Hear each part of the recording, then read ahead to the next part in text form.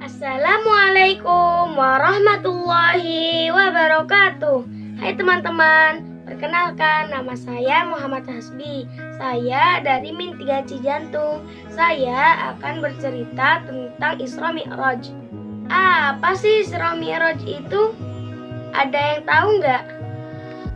Ya benar, Isra Mi'raj adalah hari besar umat Islam yang terjadi pada bulan Rajab, di mana Isra mempunyai arti perjalanan Nabi Muhammad dari Masjidil Haram ke Masjidil Aqsa.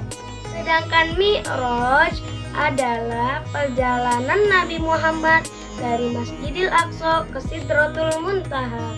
Jadi, Isra Mi'raj adalah perjalanan malam hari dari Masjidil Haram ke Masjidil Aqsa, lalu naik ke langit sampai ke Sidratul Muntaha, langit yang tertinggi. Yuk kita simak ceritanya. Tatkala Nabi Muhammad sedang berada di suatu tempat bernama Al-Hijj, beliau didatangi oleh malaikat Jibril. Jibril hendak mengajak Nabi ke sumur Zam-Zam yang terletak tidak jauh dari Ka'bah. Di tempat inilah Jibril membelah dada Nabi Muhammad untuk kedua kalinya. Dahulu ketika beliau masih kecil berusia 4 tahun, Jibril pernah melakukan hal yang sama. Jibril berkata, "Wahai Nabi, tenangkan dirimu dan berbaringlah. Aku akan mensucikan hati dan jiwamu." Pembelahan dada Nabi ini dilakukan sebagai persiapan untuk bertemu dengan Allah Subhanahu wa Ta'ala. Segala prasangka buruk yang tersimpan dalam hati beliau, meskipun hanya secuil, harus dibersihkan terlebih dahulu. Ketika Nabi membuka mata, beliau melihat seekor hewan menyerupai kuda, lengkap dengan pelana dan tali kekangnya. Hewan itu adalah bernama buruk. Selanjutnya Nabi Muhammad menaiki buruk ditemani oleh malaikat Jibril. Dalam perjalanannya dari Masjidil Haram ke Masjidil Aqsa, perjalanan inilah yang dinamakan Isra, sebagaimana disebutkan dalam Al-Quran surat Al-Isra ayat 1. A'udzu billahi minasyaitonir rajim. Bismillahirrahmanirrahim. Subhanalladzi asra bi'abdihi laylan minal masjidil haram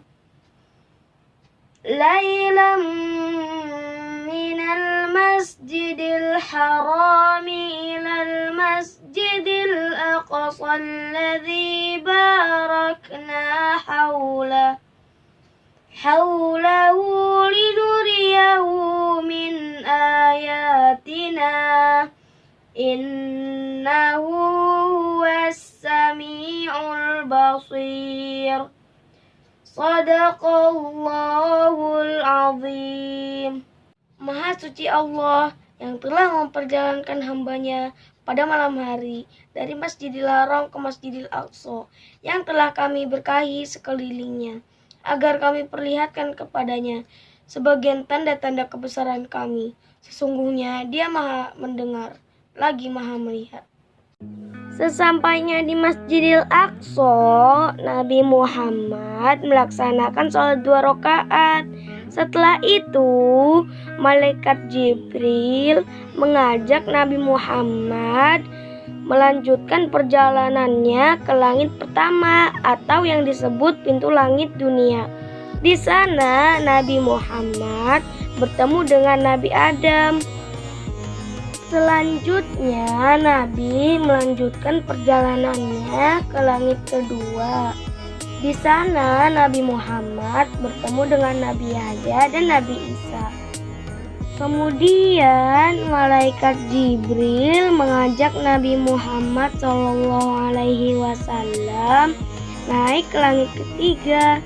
Di sana mereka bertemu dengan laki-laki yang sangat indah parasnya, yaitu Nabi Yusuf. Lalu malaikat Jibril dan Nabi Muhammad naik ke langit keempat dan bertemu dengan Nabi Idris. Selanjutnya Nabi Muhammad lanjutkan perjalanan ke langit kelima. Nabi Muhammad melihat Nabi Harun dan menyapanya. Ketika sampai ke langit keenam, Nabi Muhammad melihat Nabi Musa dan menyapanya. Setelah berpamitan dengan Nabi Musa, malaikat Jibril mengajak Nabi Muhammad untuk naik ke langit ketujuh. Di sana mereka bertemu dengan Nabi Ibrahim, bapak para nabi. Ya Rasulullah, ini adalah Nabi Ibrahim, bapak para nabi. Selamat datang wahai cucuku yang saleh, senang sekali berjumpa denganmu. Wahai Muhammad, sampaikan kepada umatmu salam dariku. Katakan kepada mereka bahwa surga itu nyata. Tanahnya subur, ada beraneka ragam tanaman tersedia untuk memanjakan mata dan lidah mereka. Semua hal yang mereka inginkan tersedia di surga. Di langit ketujuh inilah Nabi Muhammad diperlihatkan surga. Beliau masuk ke dalamnya dan tidak berhenti untuk bertasbih, memuji kebesaran Allah Subhanahu wa taala.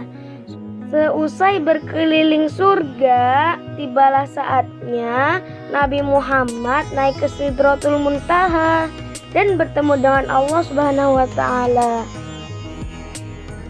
Di sana Nabi Muhammad mendapatkan perintah untuk hambanya mengerjakan sholat 50 waktu sehari semalam. Setelah menerima tugas dari Allah, Nabi Muhammad turun dan di langit keenam Nabi Muhammad bertemu dengan Nabi Musa.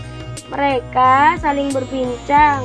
Kemudian Nabi Musa bertanya kepada Nabi Muhammad, "Belilah kepada Robmu. Aku sangat yakin umatmu tidak akan sanggup melakukannya." Kemudian Nabi Muhammad kembali naik untuk menghadap Allah Subhanahu wa taala, meminta keringanan untuk umatnya. Maka Allah Subhanahu wa taala meringankan menjadi 10 waktu sholat. Nabi Muhammad turun lagi ke langit keenam. Di sana Nabi Musa telah menunggu Nabi Muhammad. Nabi Musa kembali menyarankan beliau untuk kembali meminta keringanan kepada Allah Subhanahu wa taala. "Wahai Nabi Musa, aku telah malu kepada Robku. Aku rela dengan keputusan ini." Kemudian Nabi Muhammad SAW berpamitan dengan Nabi Musa dan meneruskan perjalanan untuk kembali ke bumi. Sholat 5 waktu nilai pahalanya sama seperti sholat 50 waktu dalam sehari semalam. Allah Subhanahu wa taala sangat menyukai ibadah sholat karena membuat umatnya terus ingat kepadanya. Serangkaian perjalanan Isra Mi'raj telah selesai. Sesampainya di Masjidil Aqsa, malaikat Jibril menghadirkan para ruh nabi-nabi terdahulu untuk menjadi makmum sholat Nabi Muhammad. Setelah itu Nabi Muhammad naik ke punggung buruk untuk kembali ke Mekah dan tiba di sana sebelum pagi hari. Demikianlah kisah Isra Mi'raj yang menakjubkan. Hikmah yang dapat kita ambil dari kisah ini diantaranya ke-1. Peristiwa Isra Mi'raj merupakan sebuah penghormatan dan penghibur Nabi Muhammad setelah ditimpa ujian yang bertubi-tubi, seperti ditinggalnya Khadijah, Abu Thalib, penyerangan penduduk Taif.